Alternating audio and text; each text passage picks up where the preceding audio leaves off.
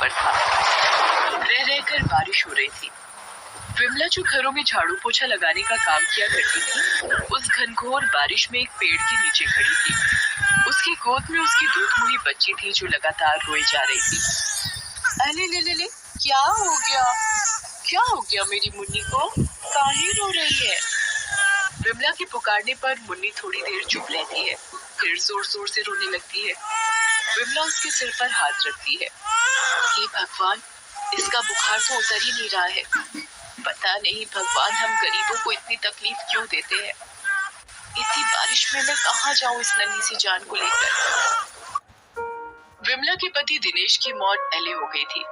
वो गया था मुंबई ये कहकर कि पैसे कमा कर भेजेगा, लेकिन कुछ महीने बाद उसकी मौत की खबर आ गई। विमला और दिनेश का जीवन ठीक ठाक चल रहा था। एक छोटी सी दुकान थी उनकी, लेकिन जब से मुंबई से उसका दोस्त किशन आया था, पता नहीं उसने दिनेश पर कौन सा जादू कर दिया। वो एक ही रट लगा कर बैठा।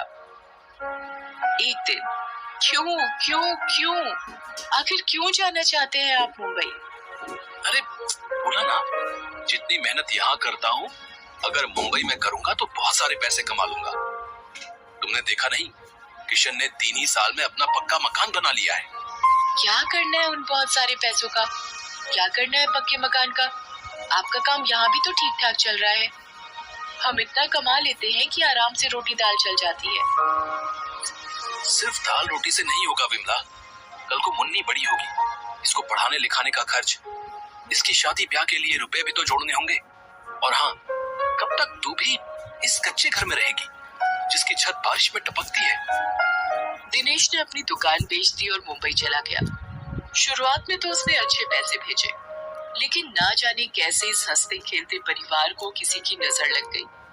एक दिन दिनेश की मौत लोकल ट्रेन से गिरने से हो गई। उसके जाने के बाद तो विमला पर मुसीबतों का पहाड़ टूट पड़ा। लेकिन परमात्मा की किताब के पन्ने का लिखा मिटाना इंसानों के वश की बात तो है नहीं। विमला भी कब तक शोक मनाती? उसे अपनी बच्ची और अपना पेट भी तो भरना ही था।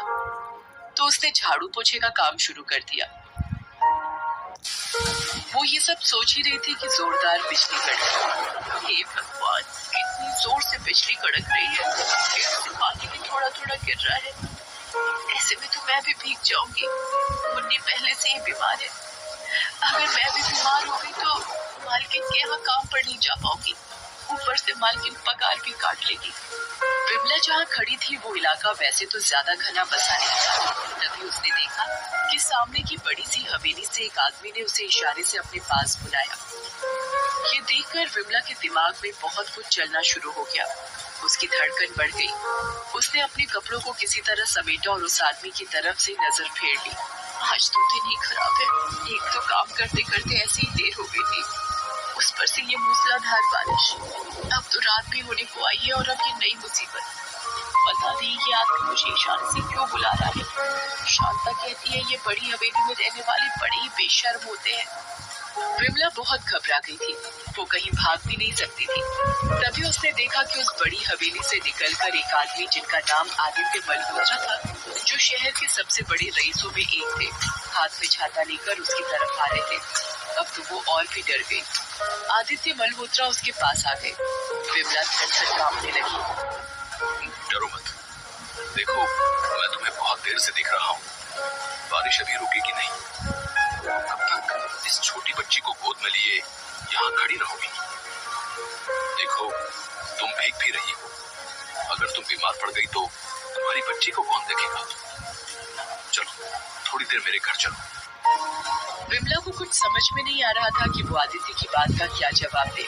उसे आदित्य की बात सही तो लगी, लेकिन एक अनचाहा डर उसके अंदर अब भी समाया हुआ था। फिर भी वो मुन्नी की खातिर आदित्य के घर की ओर चल पड़ी। कहीं ये आदमी मेरे साथ कोई जबरदस्ती तो नहीं करेगा। आज भगवान पता नहीं कैसी परीक्षा ले रहे हैं। खैर, वो आदित्य के घर गई। आज तक विमला ने इतनी बड़ी हवेली नहीं देखी थी। वो हर चीज को बहुत गौर से देख रही थी। देखो, तुम यहाँ बैठो, मैं अभी आता हूँ। विमला वहीं बैठ गई। आदित्य वहां से चला गया। विमला को वहां बैठे हुए अभी कुछ समय ही हुआ था, तभी उसे एक औरत के कराहने की आवाज आई। उसके कान खड़े हो गए। वो वहां से उठी और आवाज की दिशा में बढ़ गई। वो आवाज हवेली के सबसे बड़े कमरे से आ रही थी। वो वहां गई। उसने देखा कि एक औरत बिस्तर पर असहाय सी लेटी हुई है। उसे देखकर विमला के दिमाग में फिर से कई सवाल आने लगे। ये औरत कौन है? कहीं इस आदमी ने इसे यहाँ बंधक बनाकर तो नहीं रखा है, लेकिन इसके हाथ पैर तो बंधे नहीं है। तो फिर कौन है ये? इसकी हालत तो ठीक नहीं लग रही है। जरूर इस सेठ का कोई राज है। मैं पता लगाऊंगी वो राज और इस सेठ का सच सबको बताऊंगी। वो ये सोच ही रही थी कि आदित्य वहां आ गया। अरे तुम यहाँ कैसे आ गई? ये औरत कौन है? इसकी ये हालत किसने की? ये मेरी पत्नी आकांक्षा है। आपकी पत्नी इस हालत में? पिछले 3 सालों से इसकी हालत ऐसी ही है। जानती हो, हमारी एक छोटी सी बेटी थी, परी। हम दोनों की दुलारी, मेरे घर की रौनक, हमारे जीने का सहारा। उसके साथ दिन कब निकल जाता था पता ही नहीं चलता था। थी मतलब?